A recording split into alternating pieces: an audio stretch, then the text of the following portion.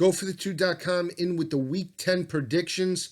Let's jump right into a classic Pac-12 battle between Stanford and Washington. Stanford's won 4 of the last 5 over the Huskies by 8.7 points per game and did pick up this win last year in Palo Alto by a score of 30-22. When you look at both teams, disappointing losses. Washington with a road loss to Cal, 12-10, came out flat in that ball game and did lose that matchup in Berkeley. Now come back home to face a Stanford team that's reeling after losing that ball game 41-38 against Washington State. They led for much of the first half before they allowed that game to slip to Gardner Minshew and the Cougars in the fourth quarter of that ball game. When you look at both teams, it's going to come down to which team could dictate tempo offensively. When you look at Washington overall, this is a Washington offense over the last couple of weeks that has struggled in stretching defenses vertically in the passing attack. Over the last couple of games, Washington has only completed 54% of their passes for 309 yards,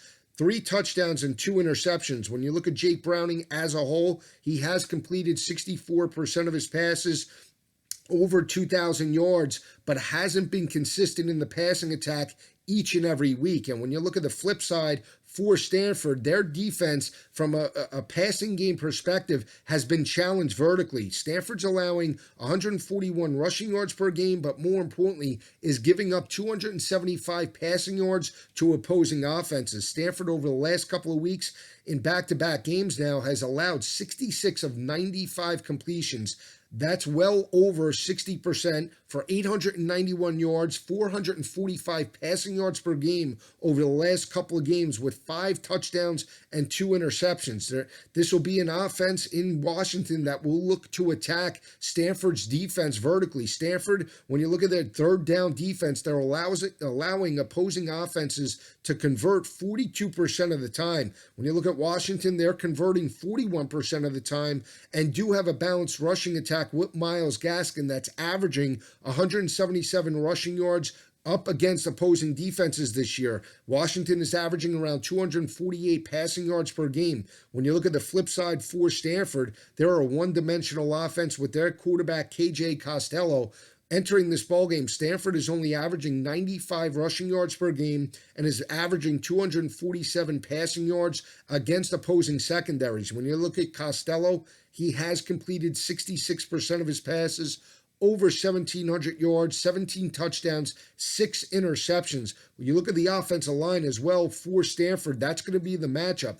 This offensive line of Stanford has allowed 16 total sacks as an offensive unit and is going to be going up against a very physical defensive front in Washington that has only allowed 129 rushing yards per game and, more importantly, only giving up 171 passing yards to opposing offenses. They have lockdown corners that could play man-to-man coverage against Isaiah Whiteside and Stanford's wide receivers, and I think that's the matchup you'll see play out Saturday night in Seattle. I think Washington forces the tempo against KJ Costello, forces them into long third down situations that allows those corners to play man coverage and blitz on KJ Costello, and I think that'll put a lot of pressure on Stanford's offensive line in this ballgame. When you look at this matchup overall, I think that it does come down to the speed of Washington's defense.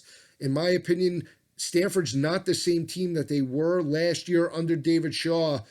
When you look at Washington as well, they're 4-0 at home, Stanford 2-1 on the road, but really haven't dominated teams. They struggled against Notre Dame. They got the I want to say lucky road win against Oregon 38-31, and then they struggled for the most part against Arizona State. Arizona State lost that matchup 20-13. I think Washington comes back home and dominates this matchup by 17 points. Thinks Washington gets a convincing 37-20 win over the Cardinal this coming Saturday. We'll stay in the Pac-12, another critical matchup. It's Utah on the road against Arizona State. Arizona State has won 3 of the last 5 over Utah by 8 points per game. They picked up this victory last year in Salt Lake City by a score of 30-10. This is back-to-back road games for the Utes. They're coming off a dominating road win against UCLA last Friday night. They averaged over 40 points in that matchup, but will face a very athletic team in Arizona State that did get the gutty road win in the Coliseum, 31-28. They were up 24-7 on Jake Shears and that USC offense. USC came back, battled back for a 28-24 lead before N'Keal Harry did get the punt return that did give the Sun Devils the 31-28 win on the road against USC. This is an Arizona State team from an offensive perspective that is averaging 177 rushing yards per game with their running back, Eno Benjamin. They're also averaging close to 260 passing per game with Manny Wilkins. Manny Wilkins has played very well this year. He's completed over 63% of his passes, over 1,900 passing yards, and he has been very clean with the football. 12 touchdowns, only 2 interceptions. It comes down to the speed of Arizona State with their wide receivers of Harry going up against smaller defensive backs in Utah that could create one-on-one matchups. That's where Utah struggles as a defense. Utah has given up 83 rushing yards per game. They're holding opposing offenses to only 30% on third down conversions, but they are allowing over 240 passing yards per game. When you look at a couple of games, they allowed over 300 passing yards to Stanford and over 400 passing yards to Washington State in both of those losses. They now face a wide open Arizona State offense that is going to put the pressure on them vertically in this matchup. And Arizona State's defense, very underrated but athletic. They enter this matchup 21 total sacks, going up against an offensive line in Utah that has also allowed 21 sacks as an offensive unit. They can force the tempo and force Tyler Huntley into long third down situations. This is an Arizona State defense that is only allowing opposing offenses to convert 35% of the time with their defensive coordinator, Danny Gonzalez, that will utilize blitz packages off the edge and contain Tyler Huntley in the pocket. I think Arizona State dominates this matchup from a speed perspective. I think they do get a gutty home win over the Utes. They pick up a 7-point win. I think it's high scoring though, 41-34. Arizona State dominates this matchup at home against Utah. We'll stick in the Big 12. Classic battle between Texas and West Virginia. Texas coming off a very disappointing road loss to Oklahoma State, 38-35 on homecoming. This is an offense in Texas overall that really, they're averaging 155 rushing yards per game and more importantly, passing for 255 through the air with their quarterback, Sam Ehlinger.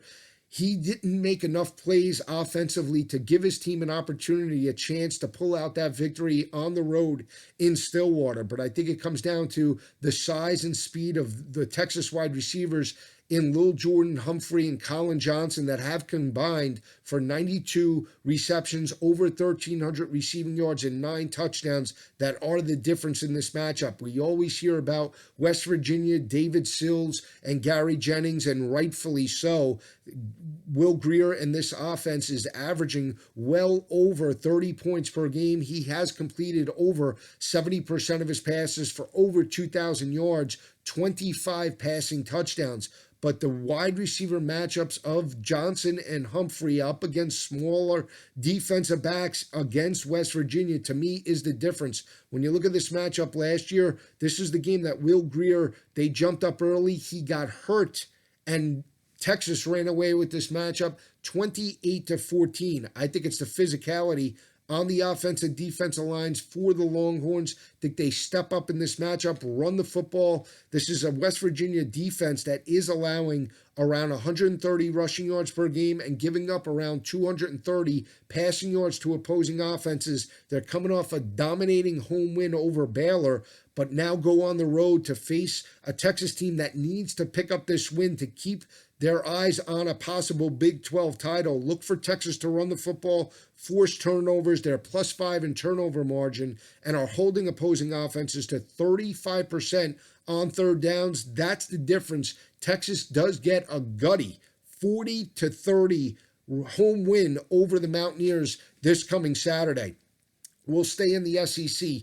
3 big ball games. Texas A&M on the road against Auburn. Texas A&M coming off a very disappointing 28-13 road loss to Mississippi State in Starkville. When you look at Nick Fitzgerald and Mississippi State, they rushed for 143 yards on the ground, passed for 241 through the air with 2 touchdowns. This was an offense of Mississippi State that was becoming one-dimensional, and more importantly, Nick Fitzgerald entering that ball game only completed 47% of his passes heading into that matchup against Texas A&M. They were able to run the football, work off of play action, and stretch that Texas A&M defense. When you look at this matchup last year against Auburn, Texas A&M struggled in containing Jarrett Stidham. They lost this matchup 42-27 in College Station. It's back-to-back road games for Texas A&M in this matchup. They're giving up only 83 rushing yards per game and giving up around 230 passing yards to opposing offenses. But it does come down to the offensive line going up against Auburn's defensive front coming out of a bye week this week. I think that's the matchup that you want to see play out. Auburn does have Georgia on deck in week number 11. They cannot afford to look ahead from this ballgame. When you look at Texas A&M's offensive line, they've allowed 26 total sacks as an offensive unit heading into this ballgame, going up against Auburn's defensive front that has recorded 24 total sacks. When you look at Auburn as a whole, they're holding opposing offenses to 32% on third down conversions, only giving up 132 rushing yards per game and giving up 222 passing yards to opposing quarterbacks. But Kellen Mond has been a little inconsistent over the last couple of weeks. He's only completed 59% of his passes. They're going to rely on running the football with Travion Williams, but I think it's the speed of Auburn defensively that forces Kellen Mond and that offense again into long third down situations, forces him to read coverage, and I think that's the matchup and the advantage for Auburn in this ballgame. When you look at Gus Malzahn, a lot of pressure on him. When you look at Auburn as a whole as well, have not played well this year at home. They lost to LSU, they lost to Tennessee, they beat Arkansas but struggled against Southern Miss. They need this win at home in the Plains coming out of a bye week. I think they dominate this matchup 44-20. Auburn does get a convincing home win over the Texas A&M Aggies in this ballgame. We'll stay in the SEC. Missouri on the road against Florida. Both teams have split this matchup.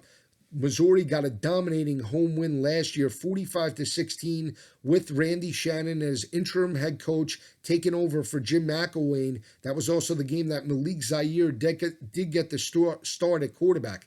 When you look at this matchup for Florida, coming off a very disappointing rivalry loss to Georgia. They lost the turnover battle 3-0. That led to Georgia points, and more importantly, allowed Jake Fromm to pass for 240 yards in that ball game, 3 touchdowns. They also allowed DeAndre Swift and Elijah Holyfield to rush for 189 yards on the Gators' front 7 in that ballgame. They wore down as the game progressed.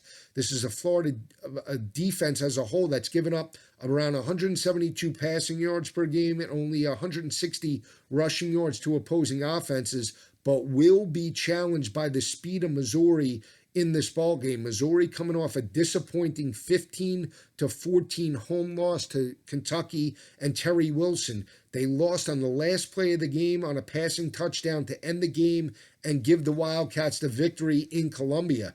Defensively, though, Missouri playing very well. They're only giving up 130 rushing yards per game and held Kentucky to only 91 rushing yards on the ground. Drew Lock has completed over 60% of his passes. This is an offense in Missouri that's averaging around 180 rushing yards per game and averaging close to 300 passing yards per game, right in the area of 293 yards heading into this ball game against Florida's defense. Where is Florida's mind emotionally? They're out of the SEC race for the most part. For whoever wins the Georgia-Kentucky matchup this coming Saturday will have inside track to represent the East in the championship game against either LSU or Alabama. So Florida, for the most part, is out. Where are their minds heading into this matchup, going up against a speed offense and an up-tempo offense in Missouri? To me, that's the difference. I think Drew Lock and that offense start fast, defensively as well, playing very well. They're holding opposing offenses to 38% on third down conversions and are converting over 40% of their third downs as an offense. I think they move the chains put the pressure on Felipe Franks, and Missouri does get a 10-point win, 30-20 over Florida in this ball game. I think it's a lot low scoring, though. I think Missouri jumps up early. Their defense forces Felipe Franks into some turnovers, and Missouri does get a 10-point win over the Gators this coming Saturday. Let's stay in the SEC, the big game, Alabama, LSU. Alabama's won 7 straight over the Tigers by 13 points per game. They picked up this victory last year, 28-14 in Tuscaloosa. 2 years ago, they won this matchup 10-0 over the Tigers. It was a 3-0 game in the fourth quarter before Jalen Hurts busted that game wide open in that matchup. What can you say about top-ranked Alabama? All they do is win, baby. They're averaging 54 total points per game. They're averaging 226 rushing yards per game and over 300 passing yards per game with Tua Tagovailoa. That is unbelievable. He is the Heisman frontrunner entering this weekend. He's completed 72% of his passes, over 2,000 yards, 25 touchdowns, no interceptions. Yes, 25 touchdowns, no interceptions. And more importantly, third down offense for Alabama, 56% conversion rate on third downs.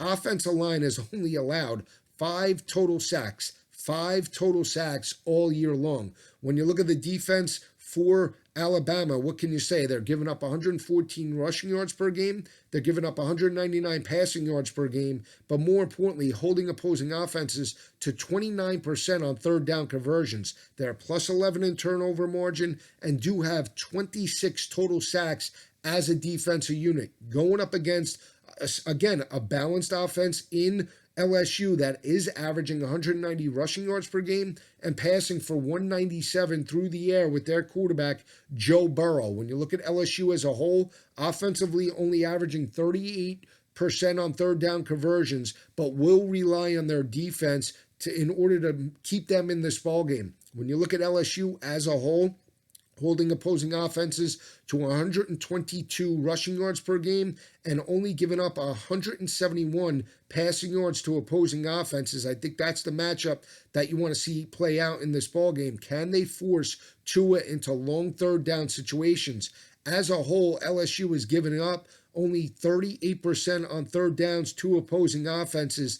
And if they could force Tua into that type of conversion rate on Saturday night, I think they have an opportunity to be in this ballgame. More importantly, LSU is forcing turnovers. They're plus 12 in turnover margin, and they're going to need turnovers under the lights Saturday night in Baton Rouge.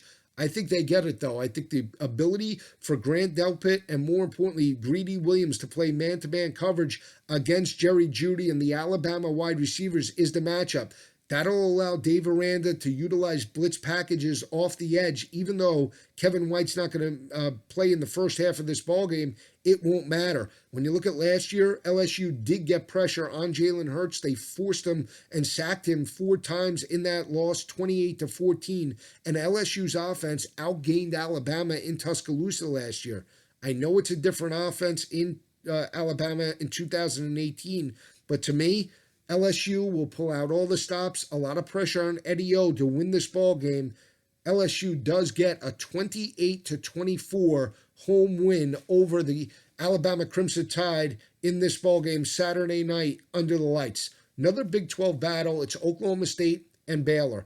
Oklahoma State coming off a gutty 38-35 win over Texas. They knocked the Longhorns out of contention this week, and possibly for a Big 12 title. We'll see how the season plays out, but a gutty home win on homecoming for Mike Gundy and the crew entering this matchup now for Oklahoma State on the road in Baylor. When you look at this matchup for Oklahoma State, they've dominated last year 59-14 in this ballgame, but Baylor's won 3 of the last 5 over the Cowboys by 14 points per game. This is a Baylor team that got blown out on the road in West Virginia. They do have a couple of extra days of preparation playing on Thursday night. I think they'll be into this ballgame. This is a team in Baylor that's sitting at 4-4 overall and needs to become bowl eligible with 2 more wins. Charlie Brewer, their quarterback, could be banged up. I don't think it matters. They have the backup, the former NC State Wolfpack McClendon, that has completed 68% of his passes, 3 touchdowns on the year. Brewers completed around 60% of his passes, 10 touchdowns, 6 interceptions heading into this matchup. This is a Baylor offense that's balanced. They're passing for over 200 and rushing in the area of about 165 rushing yards per game. Defensively, when you look at Baylor, their weakness is in run support. They're giving up 187 rushing yards per game and over 220 passing yards to Big 12 quarterbacks. When you look at the flip side for Oklahoma State, their weakness is their secondary. They're giving up well over 250 passing yards per game, and Baylor's played much better at home than they have on the road. Matt Rule has this team bought in. I think he'll have them focused. I'm not sold on the consistency of Oklahoma State this year. Even though they did get a gutty home win, I don't think it continues. Baylor strikes the upset, high scoring 41-35 over Oklahoma State. The Bears do get the upset home win. Stay with me each and every Saturday. If you want to know about the other top 25 games like Nebraska, Ohio State, Penn State, and Michigan, tune into the radio and TV show this Saturday, Channel 238, Optimum, and Cablevision, New York, New Jersey, and Connecticut. We'll also have in studio Hall of Famer Marshall Faulk for 3 hours, the former San Diego State Aztec, Indianapolis Colt, and St. Louis Ram will be in studio with me and my co-hosts, Rich Sermonello and Gabe Morency, for the 3 hours, 10 a.m. to 1 p.m. Tune in on YouTube, FNTSY channel, and then the show is College Football Today. Have a great weekend, everyone. Enjoy the games.